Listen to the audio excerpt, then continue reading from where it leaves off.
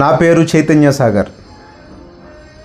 ధనవంతులు పాటించిన బైబిల్ ఈ సిరీస్లో భాగంగా ఇప్పటికే అనేక ప్రసంగాలు విన్నారు. మీరందరూ ధనవంతులుగా మారాలని, దేవుడి ఐశ్వర్యాన్ని మీరందరూ పొందుకోవాలని దేవుని కోరిక. సామెతలు 8వ అధ్యాయం 18వ వచనం. ఐశ్వర్య ఘనతలు స్థిరమైన కలిమియో నీతియో నా యొద్దనున్నవి. ఐశ్వర్యము, ఘనత, స్థిరమైన కలిమి అది దేవుడిచ్చేది. స్థిరమైన కలిమి అంటే ఒకప్పుడు బాగున్నాయి, ఈరోజు లేవు. ఒకప్పుడు ధనవంతుడు, ఈరోజు బెకారి. ఒకప్పుడు అన్నీ బాగుండేవి, ఈరోజు ఏమీ లేవు. ఒకప్పుడు టాప్, ఈరోజు డౌన్. ఒకప్పుడు 10 మందికి పెట్టినోడు ఇప్పుడు అందరి దగ్గర అడుక్కు తింటున్నాడు. ఇలాంటివి విన్నప్పుడు స్థిరమైన కలిమి ఏమైంది? స్థిరమైన కలిమి ఏమైంది? నాకు తెలిసిన ఒక ఆయన 25 ఎకరాల పొలం, రాజధానిలో 25 ఎకరాల పొలం, ఒక్కొక్కటి 2 కోట్లు, 50 కోట్ల రూపాయల ఆస్తిపరుడు. 50 కోట్ల రూపాయల ఆస్తిపరుడైతే సంవత్సరాలు గడిచి గడిచి గడిచి గడిచి గడిచి ఈరోజు 25 ఎకరాలు లేవు, వెళ్ళిపోయింది. ఇవన్నీ పోయిన తర్వాత ఆయన దేని మీద ఆధారపడుతున్నాడంటే, వాళ్ళ పిల్లలు ఉద్యోగం చేస్తూ ఉంటే ఆ ఉద్యోగంలో 30-40 వేలు జీతం వస్తూ ఉంటే ఆ జీతం మీద ఆధారపడి బ్రతుకుతూ ఉన్నాడు. జనాలందరూ అంటున్నారు, ఒకప్పుడు బాగుండేవాడండి, ఒకప్పుడు 10 మందికి పెట్టినోడేనండి, మరి ఇప్పుడు బెకారి. ఇప్పుడు బెకారి. వాళ్ళ దగ్గర ఒక 1000 రూపాయలు ఉన్నాయా, వీళ్ళ దగ్గర ఒక 1000 రూపాయలు ఉన్నాయా, నీ దగ్గర ఒక 100 ఉందా, 200 ఉందా అని చెప్పి అడుక్కునే పొజిషన్ ఎందుకు వచ్చాడు? ఎందుకు వచ్చాడంటే స్థిరమైన కలిమి. స్థిరమైన కలిమి. ఈ స్థిరమైన కలిమి దేవుని దగ్గర ఉంది. ఈ స్థిరమైన కలిమిని ఏర్పాటు చేయాలని చెప్పి సొలొమోను గారు ఆలోచించాడు.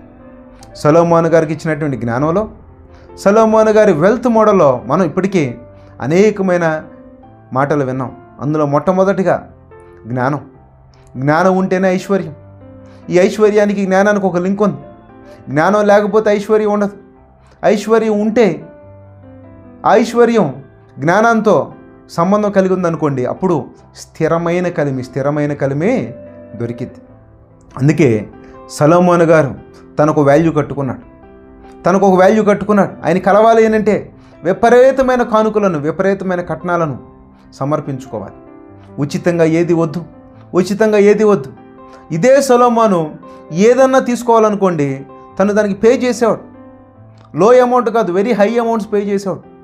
ఖరీదైన అమౌంట్లు పే చేసేవాడు. బైబిల్లోంచి ఒక ఆశ్చర్యపరిచే మాటను చదువుదాం. 1 రాజులు 10వ అధ్యాయం 28-29 వచనాలు. సొలొమోనుకుండు గుర్రములు ఐగుప్తులో నుండి తేబడెను. రాజు వర్తకులు ఒక్కొక్క గుంపునకు నియామకమైన ధరనిచ్చి గుంపులు గుంపులుగా కొని తెప్పించిరి. వారు ఐగుప్తులో నుండి కొని తెచ్చిన రథం ఒక్కొక్కటి 600 తులముల వెండియు, గుర్రం ఒక్కొక్కటి 150 తులములు వెండియు ఇచ్చిరి. వీటన్నిటిని ఎందుకు ఇచ్చాడు? ఇంత హై ప్రైస్ ఎందుకు పెట్టాడు? అది సొలొమోను అంటే. నువ్వేమనుకుంటావంటే ఎక్కడైతే చీప్గా లో క్వాలిటీ దొరికిద్దో వాటితో పనిచేయాలనుకున్నావు, అందుకే చీప్గా మిగిలిపోయావు. నువ్వు ధనవంతుడు అవ్వాలనుకున్నావా? నువ్వు ఐశ్వర్యవంతుడు అవ్వాలనుకున్నావా? ఆలోచన విధానం మార్చు. ఖరీదైన ఆలోచన అవసరంలా, క్వాలిటీ ఆలోచన నీకు రావాలి. నాణ్యమైన ఆలోచన నీకు రావాలి. యుద్ధాలకు పోయే గుర్రాలు ఎలా ఉండాలి? సొలొమోను గారి దగ్గర ఉండే గుర్రాలు ఎలా ఉండాలి? టాప్ నాచ్ గుర్రాలు ఉండాలి. అలాంటివి ఉండాలి కాబట్టి ఖరీదుతో, కాస్ట్లీగా వాటన్నిటిని కొనేశాడు. కొనాలి అనుకున్నప్పుడు క్వాలిటీని మెయింటైన్ చేశాడు. సొలొమోను గారు దానికి తగ్గ ప్రైజ్ని ఇచ్చాడు. ఎవరు ఊహించినంత ధరను ఐగుప్తులకి ఇచ్చి ఒక్కొక్క దానికి కళ్ళు చెదిరే ప్రైజ్ని ఇచ్చి కొనుక్కున్నాడు. ఎందుకో తెలుసా? ఆ క్వాలిటీ కోరుకున్నాడు. ధనవంతుడు కావాలనంటే ఇదే కావాలి. ధనవంతులందరూ ఏం చేస్తారో తెలుసా? మంచి క్వాలిటీని మెయింటైన్ చేస్తారు. నాసిరకపు జీవితాలను వాళ్ళు జీవించరు. నాసిరకపు ఆలోచనలు వాళ్ళు ఉండరు. ఏది చేసినా క్వాలిటీగానే ఉండాలి. వాళ్ళతో ఎవరు పోయినా క్వాలిటీగానే ఉంటారు. వాళ్ళతో ఎవరన్నా వెళ్ళారనుకోండి, అదే క్వాలిటీని మనకు కూడా అందిస్తారు వాళ్ళు. అలాంటి క్వాలిటీ పర్సన్స్గా మనం ఉండాలి. సొలొమోను గారు గుర్రాన్ని కొంటున్నాడు అని అంటే చీపు గుర్రాన్ని కొంటాడా? కొండే. సొలొమోను గారితో ఎవరైనా నిల్లేరనుకోండి, చీపు భోజనం పెడతాడా? పెట్టడే. సొలొమోను గారితో కలిసి భోజనం చేస్తున్నామనంటే సొలొమోను గారు తినే అద్భుతమైన భోజనాన్ని బైబిల్లో చదువుతూ ఉంటే ఆశ్చర్యం.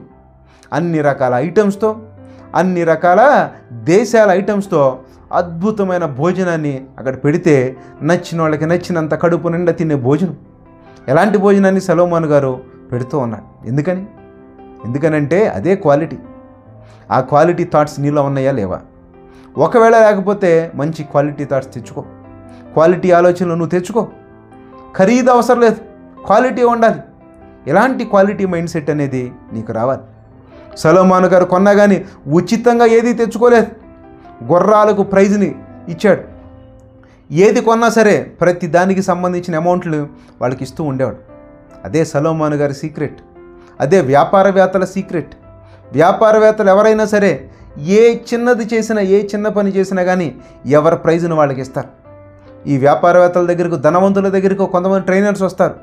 రాగానే వాళ్ళ పేమెంట్ వాళ్ళకి ఇచ్చేస్తారు. ఎవరి పేమెంట్ని వాళ్ళకి, ఖరీదైన పేమెంట్స్ని వాళ్ళు ఇచ్చి పంపిస్తూ ఉన్నారు. ఎందుకో తెలుసా? అది ధనవంతుడికి ఉండాల్సినటువంటి మైండ్ సెట్. మరి నీకేమైంది అలాంటి మైండ్ సెట్? నువ్వు ధనవంతుడిగా మారాలనుకున్నావా? నీ మైండ్ సెట్ని మార్చు. ధనవంతులైనటువంటి బిల్ గేట్స్ దగ్గరికి ఎవరైనా వెళ్ళారనుకోండి, చిన్న చిత్తక ఐటమ్స్ ఉండవు, టాప్ ఐటమ్స్ ఉంటాయి. ఈ మధ్యకాలంలో అంబానీ తన కుమారుడికి పెళ్లి చేశాడు. పెళ్లి చేసినప్పుడు ఆ పెళ్లికి వచ్చిన వాళ్ళందరికీ ఎలాంటి భోజనం పెట్టాడో మీరు చూశారు కదా. ఎంత ఘనంగా జరిగిందో చూశారు కదా. ఎందుకనంటే ఆయన అంబానీ కొడుకు పెళ్ళి ప్రపంచమంతా దానిని చూడాలి, దానిని మైండ్లో పెట్టుకోవాలని చెప్పి అంబానీ చేశాడే. చాలా ఘనం, అద్భుతం. అందుకే ఒక రేంజ్లో, ఒక క్వాలిటీగా మీరందరూ ఆలోచించండి. మీరు ఎంత క్వాలిటీగా ఆలోచిస్తే అంత క్వాలిటీగా ఉంటారు. ధనవంతుడు కావాలి అని అంటే నీ మైండ్లోకి రావాల్సింది క్వాలిటీ. ధనవంతుడిగా ఉండాలంటే నీ మైండ్లో ఉండకూడనేది ఫ్రీ అనే మైండ్ సెట్ని ఎత్తేసేయి. ఏ పని చేసినా ప్రతి దానికి తగ్గ పేమెంట్ని అందించు. ఇలా అందిస్తూ ఉంటే నువ్వు అత్యంత ధనవంతుడిగా మారతావు. ఎందుకని? నువ్వు ఐశ్వర్యవంతుడిగా మారా. నీ కలిమి స్థిరంగా ఉండాలి. స్థిరమైన కలిమి ఎందుకు లేదో తెలుసా? ఎందుకు లేదనంటే ఎక్కడ ఖర్చు పెట్టాలో నీకు తెలియదు, ఏ విషయంలో ఖర్చు పెట్టాలో నీకు తెలియదు. అనవసరమైన దాని మీద నువ్వు ఖర్చు పెడుతున్నావు, ఉన్నదంతా పోగొట్టుకున్నావు. ఒకవేళ నువ్వు పెట్టే ఖర్చు నీ రాజ్యానికి, నీ సామ్రాజ్యానికి, నీ కుటుంబానికి, నీ వ్యాపారానికి అది అవసరమైందంటే క్వాలిటీకి ఎంతైనా ఖర్చు పెట్టు. అది నీకు సంపాదన తీసుకొచ్చి పెడుతూనే ఉంటుంది. నీ కలిమిని విస్తరింపజేస్తుంది. అది స్థిరంగా ఉంటుంది.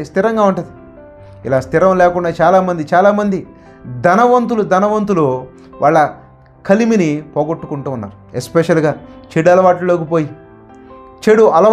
పోయి అనేక మంది ఆస్తి అంతా పోగొట్టుకున్న వాళ్ళు కనిపించట్లేదా? తెనాలి దగ్గర మాకు తెలిసిన ఒక ఆయన, ఆ రైల్వే స్టేషన్ పక్కన ఆస్తి అంతా అయిందే. ఒకప్పుడు విపరీతమైన ఆస్తి ఉండేది. ఆ విపరీతమైన ఆస్తి ఉంటే తను స్థిరమైన కలిమిని ఎలా మెయింటైన్ చేయాలో తెలియక తల్లిదండ్రులు ఇచ్చినటువంటి ఆ కలిమి, ఆ సంపదనను, ఐశ్వర్యాన్ని తను ఏం చేశాడంటే తాగి స్త్రీల మీద ఖర్చు పెట్టి వ్యభిచారానికి బానిసడైపోయి ఆ బానిసత్వంలో మొత్తం పోగొట్టుకుని దిక్కులేని చావు చచ్చిపోయాడు. ఆయన చచ్చిపోయిన తర్వాత వాళ్ళ పిల్లలకు ఏమీ రాలేదు. వాళ్ళ పిల్లలు ఈరోజు అడుక్కు తింటున్నారు. ఒకప్పుడు ఆస్తి అంతా మాదే, ఇప్పుడు బికారీలు అయిపోయారు. ఎందుకని? స్థిరమైన కలిమి దేవుడిస్తాడు. ఎప్పుడేస్తాడు? దేవుని యందలి భయము భక్తి కలిగి ఉండాలి. దేవుడి యందలి భయము భక్తి కలిగి ఉండి చెడుతనాన్ని విడిచిపెడితే అప్పుడు నీ కలిమి స్థిరంగా ఉంటుంది. సంపాదించడం ఒక ఎత్తు అయితే సంపాదించిన దాన్ని పోగొట్టుకోకుండా చూసుకోవటం మరొక ఎత్తు. ఈరోజు అనేక మంది చేసే తప్పులు అదే. సంపాదించిందంతా పోగొట్టుకుని ఏమీ లేకుండా మిగిలిపోతున్నారే. వాళ్ళని చూస్తే జాలిట్లేదా? బాగా సంపాదించామండి, అంతా పోయిందండి అని అంటున్నావే, తప్పది. బైబిల్ చెబుతుంది, ఒకవేళ నువ్వు సంపాదించావా అది స్థిరంగా ఉండాలంటే నువ్వు దేవుడి దగ్గరికి రావాలి. దేవుడి సూత్రాలు నువ్వు ఎందుకు పాటించట్లేదు? సొలొమోను గారు సంపాదించాడు, ఘనంగా సంపాదించాడు, గొప్పగా సంపాదించాడు. ఆ సంపాదించింది అక్కడ ఉండటం కొరకు ఆయన పెద్ద ప్లాన్లు వేశాడు. ఆ ప్లాన్లో భాగంగా ఏం చేశాడో తెలుసా? అనేక మందిని వాళ్ళకి ఎంప్లాయీస్గా వాళ్ళకి జీతాలు ఇచ్చాడు, పనుల్లో పెట్టాడు. 24/7 వాళ్ళందరికీ ఒక వర్క్ని ఏర్పాటు చేశాడు. ఎప్పుడు వాళ్ళందరికీ పని ఉండేటట్టుగా చూశాడు. పని ఉండేటట్టుగా చూసి ఆ పనిలో భాగంగా అందరిని ఇన్వాల్వ్ చేసిన తర్వాత ప్రతిరోజు వాళ్ళు కష్టపడుతూ దానిని ఎస్టాబ్లిష్ చేసి దాన్ని ఎక్స్పాండ్ చేసి కలిమి స్థిరంగా ఉండటమే కాకుండా విస్తరించి విపరీతమైనటువంటి ఆస్తి సొలొమోను గారికి లభించింది. ఇది బైబిల్ చెబుతున్నటువంటి సూత్రం. నీ దగ్గర ఉందా? ఉన్న దాని ముందు స్థిరంగా ఉంచాలి అని అంటే అది దేవుడి వల్లనే సాధ్యం. అది నువ్వు దేవుడి దగ్గర ఉంటేనే సాధ్యం. దేవుడు చూపించిన మార్గంలో నడిస్తేనే సాధ్యం.